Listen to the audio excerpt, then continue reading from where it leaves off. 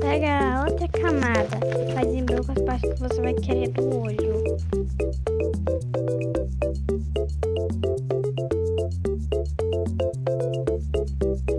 Risca de qualquer cor que você quiser, sendo branco assim, cinza, meio escuro, desse jeito.